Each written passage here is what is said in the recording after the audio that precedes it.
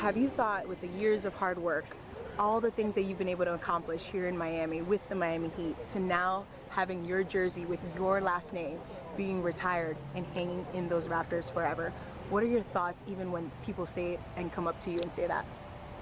Still hard to believe. When I started this journey 20 seasons ago, I was just happy to be a part of the team.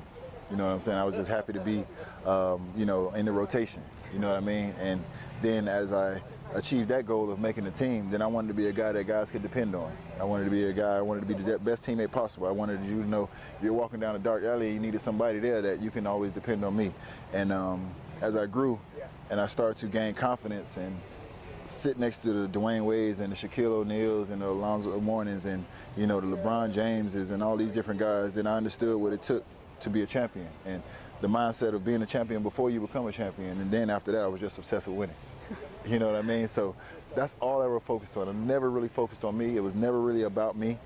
It's still hard to celebrate myself, so what I'm going to say is this is for everybody that sacrificed for me to be here. Throughout the league, people know you as the OG, the hardest worker, the talented, being able to lead this group, be a leader. What does that mean to be able to leave an impact like that in the game and still, by the way, leading new players into it? I take it seriously. There's responsibility. You know what I mean? And obviously with that responsibility, people are going to believe more of what they see than what they do. So you have to set the example.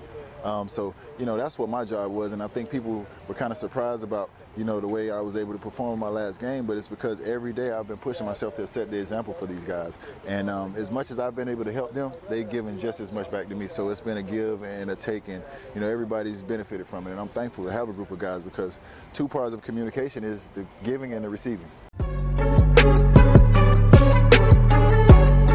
Ever thought about that process of sitting there at the Kaseya Center where you've made so many memories, so many, winning championships there, being a part of this organization and seeing that jersey?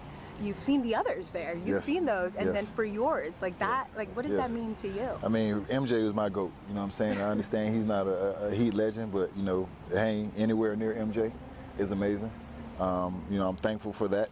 And then my brothers, my brother Dwayne, who, we came in together, and all we wanted to do was be great, and I think we've accomplished that in the eyes of the Miami Heat and in the eyes of the city. We've accomplished that. So I could have never imagined it, but I'm thankful for it. I deserve it. I worked for it. I kept my head down. I kept my nose clean, and I just tried to stay on the right side of everything. If you can pinpoint one memory, I'm sure there's so many of them, but what would be something that stands out to you the most? Wow. Probably pouring that Gatorade on Spo. Because if that had never been done in basketball. People always did it in football. Yeah. You know what I'm saying? It really never been done in basketball. I had never seen it done in basketball, and I was telling the guys that, hey, if we win this chip, we're going to pour this Gatorade on Spo like they do in football. And then when we won, everybody disappeared. I was all by myself. Yeah. So I ended up having to do it anyway, but I had never seen it done in basketball. I always said it done in football, but I was like, we won, why not?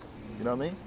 And even going back to, when we talk about guys that just ride off into the sunset, you are someone that has given back to this community in so many ways. Yeah. Whether it's through your foundation, whether it's just going around and taking a picture with people and meeting people and leaving an impact in their lives. Why is it so important to you, even after post-career, to be so involved with the community? Because these are my people. It's just that simple. These are my people, man. This city of Miami is priceless. I was saying, people talk about like Dwayne. I think he mentioned, he'll always be, from Chicago.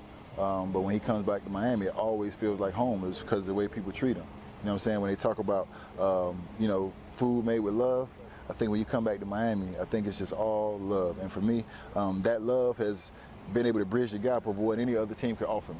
You know what I'm saying? It was never about that. It was always about the love of the city. And for me, having the impact of the city, I've never needed to pick up the paper. I've never needed to watch the news. I've always understood what I needed to do in the city because the people spoke to me and the people trusted me.